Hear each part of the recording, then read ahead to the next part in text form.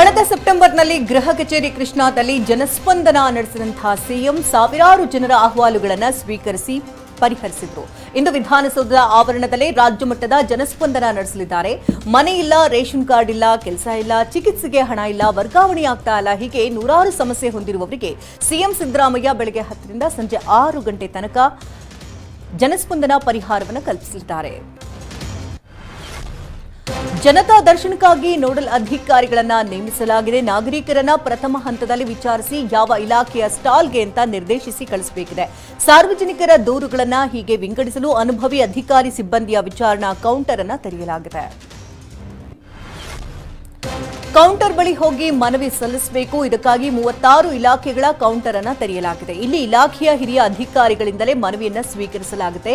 ಬಳಿಕ ಕೌಂಟರ್ಗೆ ತೆರಳಿ ಸ್ವತಃ ಮುಖ್ಯಮಂತ್ರಿ ಸಿದ್ದರಾಮಯ್ಯ ಅರ್ಜಿಯನ್ನು ಸ್ವೀಕರಿಸಲಿದ್ದಾರೆ. ಇನ್ನು ಆನ್ಲೈನ್ನಲ್ಲೂ ಅರ್ಜಿ ಸಲ್ಲಿಕೆಗೆ ಅವಕಾಶವಿದ್ದು 1902 ಸಂಖ್ಯೆಗೆ ಕರೆ ಮಾಡಿ ಅರ್ಜಿ ಸಲ್ಲಿಕೆ ಮಾಡಬಹುದು. ವಿಧಾನಸೌಧದ ಮುಂಭಾಗ ಮುಖ್ಯಮಂತ್ರಿ ಸಿದ್ದರಾಮಯ್ಯ ನಡೆಸಲಿರುವಂತಹ ಜನಸ್ಪಂದನಕ್ಕೆ ಬರುವಂತಹ ಸಾರ್ವಜನಿಕರಿಗೆ ಮೆಜೆಸ್ಟಿಕ್ ಹಾಗೂ ಸಂಗೊಳ್ಳಿ ರಾಯಣ್ಣ ರೈಲ್ವೆ ನಿಲ್ದಾಣದಿಂದ ವಿಧಾನಸೌಧಕ್ಕೆ ಉಚಿತ ಬಸ್ ವ್ಯವಸ್ಥೆಯನ್ನು ಕಲ್ಪಿಸಲಾಗಿದೆ.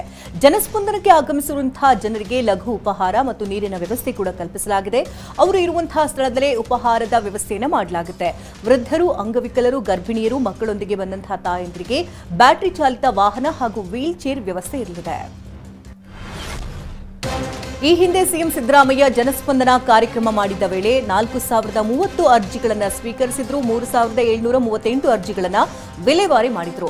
ಇಂದು ಎಷ್ಟು ಜನರ ಅರ್ಜಿಯನ್ನು ಸ್ವೀಕರಿಸುತ್ತಾರೆ ಅನ್ನೋದು ಕುತೂಹಲಕ್ಕೆ ಕಾರಣವಾಗಿದೆ. ಇಲಾಖಾವಾರು ಅಧಿಕಾರಿಗಳನ್ನು ನಿಯೋಜನೆ ಮಾಡಲಾಗಿದೆ. ಜನರು ಹೆಚ್ಚಾದರೆ ರಾತ್ರಿವರೆಗೂ ಜನಸ್ಪಂದನ ಮುಂದುವರಿಯುವ ಸಾಧ್ಯತೆಗಳಿದೆ. ಸಿಎಂ ಜನಸ್ಪಂದನ ಹಿನ್ನೆಲೆಯಲ್ಲಿ ವಿಧಾನಸೌಧ ಆವರಣದ ಕೆಂಗಲ್ ಹನುಮಂತಯ್ಯ ವೃತ್ತದಿಂದ ಗೇಟ್ ನಂಬರ್ 4ರವರೆಗೆ ವಾಹನ ಸಂಚಾರ ನಿಷೇಧಿಸಲಾಗಿದೆ. ಪರ್ಯಾಯ ಮಾರ್ಗವಾಗಿ ದೇವರಾಜ ಅರಸು ರಸ್ತೆಯಲ್ಲಿ ಬರುವ ವಾಹನಗಳು ಎಜಿಎಸ್ ವೃತ್ತದ ಮೂಲಕ ಎಂಎಸ್ ಬಿಲ್ಡಿಂಗ್ ಒಳಭಾಗದಿಂದ ಪ್ರವೇಶಿಸಿ ಡಾಕ್ಟರ್ ಬಿಆರ್ ಅಂಬೇಡ್ಕರ್ ರಸ್ತೆಯಲ್ಲಿ ಎಡಕ್ಕೆ ತಿರುವು ಪಡೆದುಕೊಂಡು ಸಂಚರಿಸಬಹುದು. ರಾಜ್ಯಸಭೆಯಲ್ಲಿ ತಮ್ಮ ವಿರುದ್ಧ ಲೇವಡಿ ಮಾಡಿದ ಪ್ರಧಾನಿ ತಿರುಗೇಟು ನೀಡಿರುವ ಎಐಸಿಸಿ ಅಧ್ಯಕ್ಷ ಮಲ್ಲಿಕಾರ್ಜುನ ಖರ್ಗೆ ಸಾಮಾಜಿಕ ಜಾಲತಾಣ ಎಕ್ಸ್ನಲ್ಲಿ 9 ಪ್ರಶ್ನೆಗಳನ್ನು ಕೇಳಿದ್ದಾರೆ. ಸುಳ್ಳು ಹೇಳೋದೊಂದೇ ಮೋದಿಯವರ ಗ್ಯಾರಂಟಿ ಎಂದು ಟೀಕಿಸಿರುವ ಖರ್ಗೆ 10 ವರ್ಷಗಳ ಯುಪಿಎ ಆಡಳಿತದಲ್ಲಿ ಜಿಡಿಪಿ 8.13ರಷ್ಟಿತ್ತು. ಆದರೆ ನಿಮ್ಮ ಅವಧಿಯಲ್ಲಿ ಯಾಕೆ ಬರೀ 5.6ರಷ್ಟಿದೆ ಎಂದು ಪ್ರಶ್ನಿಸಿದ್ದಾರೆ. ಏಕಲವ್ಯ ಶಾಲೆಗಳ ಬಗ್ಗೆ ಮಾತನಾಡ್ತೀರಿ, ಅದರ 70% ಶಿಕ್ಷಕರನ್ನ ಗುತ್ತಿಗೆ ಆಧಾರದಲ್ಲಿ ನೇಮಿಸಿಕೊಳ್ಳಲಾಗಿದೆ ಎಂದು ಖರ್ಗೆ ಆರೋಪಿಸಿದ್ದಾರೆ. ಕಳೆದ 10 ವರ್ಷಗಳಲ್ಲಿ ಕಾಂಗ್ರೆಸ್ ಟೀಕಿಸೋದನ್ನ ಬಿಟ್ಟರೆ ಬೇರೇನು ಮಾತನಾಡಿದ್ದೀರಿ? ನಿಜ ಹೇಳಬೇಕು ಅಂದ್ರೆ ಈ ಸರ್ಕಾರ ಯಾವುದೇ ಡೇಟಾ ಹೊಂದಿಲ್ಲ. ಎನ್ಡಿಎ ಅಂತಂದ್ರೆ ಅದರರ್ಥವೇ ನೋ ಡೇಟಾ ಅವೈಲೇಬಲ್ ಅಂತ ಎಐಸಿಸಿ ಅಧ್ಯಕ್ಷ ಮಲ್ಲಿಕಾರ್ಜುನ ಖರ್ಗೆ ಸಾಮಾಜಿಕ ಜಾಲತಾಣ ಎಕ್ಸ್ನಲ್ಲಿ ವಾಗ್ದಾಳಿ ನಡೆಸಿದ್ದಾರೆ. ನಿನ್ನೆ ದೆಹಲಿಯಿಂದ ಕೆಂಪೇಗೌಡ ಏರ್ಪೋರ್ಟ್ಗೆ ಬಂದಿಳಿದ ಸಚಿವ ಮಧು ಬಂಗಾರಪ್ಪ ಬಿಜೆಪಿ ವಿರುದ್ಧ ಹರಿಹಾಯ್ದಿದ್ರು.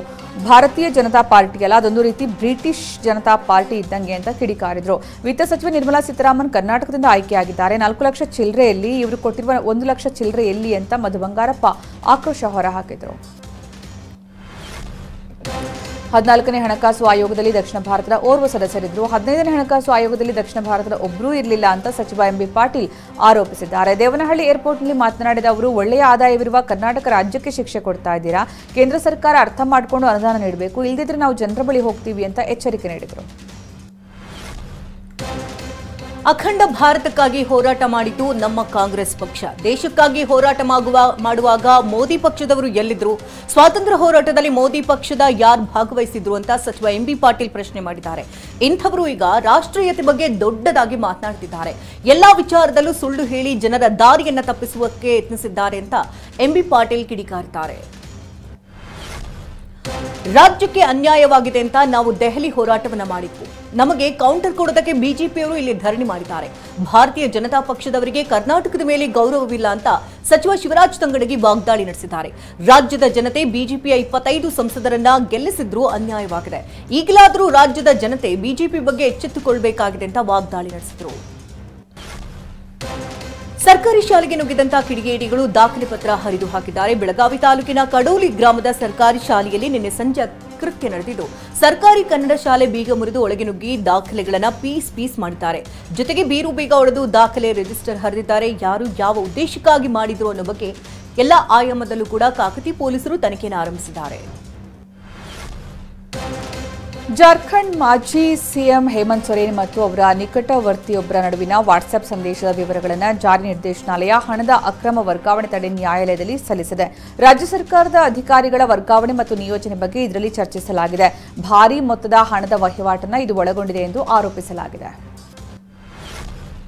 ರಾಷ್ಟ್ರೀಯ ಕಾಂಗ್ರೆಸ್ ಪಕ್ಷದ ಹೆಸರಿಗಾಗಿ ಶರದ್ ಪವಾರ್ ಮತ್ತು ಅಜಿತ್ ಪವಾರ್ ನಡುವಿನ ಹಗ್ಗ ಜಗ್ಗಾಟಕ್ಕೆ ಕೋರ್ಟ್ ಬ್ರೇಕ್ ಹಾಕಿತ್ತು.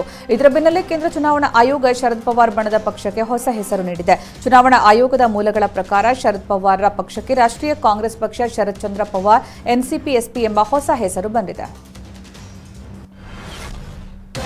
ಕಲಾಪದ ವೇಳೆ ತಾವು ಮಾಡಿದ್ದ ಭಾಷಣದಿಂದ ತೆಗೆದುಹಾಕಲಾಗಿರುವ ಭಾಗಗಳನ್ನು ಮತ್ತೆ ಸೇರಿಸುವಂತೆ ಕಾಂಗ್ರೆಸ್ ಅಧ್ಯಕ್ಷ ಮಲ್ಲಿಕಾರ್ಜುನ ಖರ್ಗೆ ರಾಜ್ಯಸಭಾ ಅಧ್ಯಕ್ಷ ಜಗದೀಪ್ ಧನ್ಕರ್ ಅವರನ್ನು ಆಗ್ರಹಿಸಿದ್ದಾರೆ. ಫೆಬ್ರವರಿ 2ರ ಶೂನ್ಯ ವೇಳೆಯಲ್ಲಿ ನಾನು ಮಾಡಿದ್ದ ಭಾಷಣದಿಂದ 2 ಪುಟಗಳನ್ನು ತೆಗೆದುಹಾಕಲಾಗಿದೆ. ನನ್ನ ಭಾಷಣದ ಭಾಗವನ್ನು ಮತ್ತೆ ಕಡತಕ್ಕೆ ಸೇರಿಸಬೇಕು ಅಂತ ಖರ್ಗೆ ಆಗ್ರಹಿಸಿದ್ದಾರೆ. ವಲಸೆ ಕಾರ್ಮಿಕರನ್ನ ಭಯೋತ್ಪಾದಕರು ಗುಂಡಿಟ್ಟು ಕೊಂದ ಘಟನೆ ಬುಧವಾರ ಜಮ್ಮು ಮತ್ತು ಕಾಶ್ಮೀರದ ರಾಜಧಾನಿ ಶ್ರೀನಗರದಲ್ಲಿ ನಡೆದಿದ್ದು ಮತ್ತೊಬ್ಬ ಕಾರ್ಮಿಕ ತೀವ್ರವಾಗಿ ಗಾಯಗೊಂಡಿದ್ದಾನೆ. ಮೃತ ವಲಸೆ ಕಾರ್ಮಿಕರನ್ನ ಪಂಜಾಬ್ನ ಅಮೃತಪಾಲ್ ಸಿಂಗ್ ಅಂತ ಗುರುತಿಸಲಾಗಿದೆ. ಗಾಯಗೊಂಡವರನ್ನ ರೋಹಿತ್ ಎಂದು ಗುರುತಿಸಲಾಗಿದೆ. ಶ್ರೀನಗರದ ಶಾಹಿದ್ಗುಂಜ್ನಲ್ಲಿ ಈ ಘಟನೆ ನಡೆದಿದೆ. ಭಾರತ ವರ್ಸಸ್ ಇಂಗ್ಲೆಂಡ್ ನಡುವಿನ 3 ಮತ್ತು 4ನೇ ಟೆಸ್ಟ್ ಪಂದ್ಯಗಳಲ್ಲೂ ವಿರಾಟ್ ಕೊಹ್ಲಿ ಆಡೋದು ಡೌಟ್ ಆಗಿದೆ. ಖಾಸಗಿ ಕಾರಣದಿಂದ ಮೊದಲ 2 ಟೆಸ್ಟ್ಗಳಲ್ಲಿ ಕೊಹ್ಲಿ ಆಡಲಿಲ್ಲ. ಇದೀಗ ಇನ್ನು ಮುಂದಿನ 2 ಟೆಸ್ಟ್ಗೆ ಕೊಹ್ಲಿ ಲಭ್ಯವಿರಲ್ಲ ಅಂತ ಎನ್ನಲಾಗ್ತಿದ್ದು ಅಭಿಮಾನಿಗಳಲ್ಲಿ ಬೇಸರ ಮೂಡಿಸಿದೆ. ವಿರಾಟ್ ಕೊಹ್ಲಿ ವಿಶ್ವದಲ್ಲೇ ಶ್ರೇಷ್ಠ ಬ್ಯಾಟ್ಸ್ಮನ್. ಕೊಹ್ಲಿ ಸಾಕಷ್ಟು ಬೃಹತ್ ದಾಖಲೆಗಳನ್ನು ನಿರ್ಮಿಸಿದ್ದಾರೆ, ಹಳೆಯ ದಾಖಲೆಗಳನ್ನು ಮುರಿದಿದ್ದಾರೆ.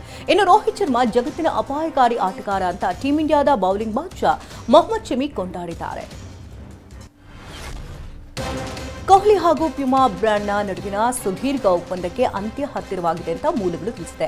2017ರಲ್ಲಿ ಕೊಹ್ಲಿ ಜೊತೆಗೆ ಅಡ್ವರ್ಟೈಸ್ಮೆಂಟ್ಗಾಗಿ ಪ್ಯೂಮಾ 110 ಕೋಟಿಯ ಬೃಹತ್ ಒಪ್ಪಂದವನ್ನು ಮಾಡಿಕೊಂಡಿತ್ತು.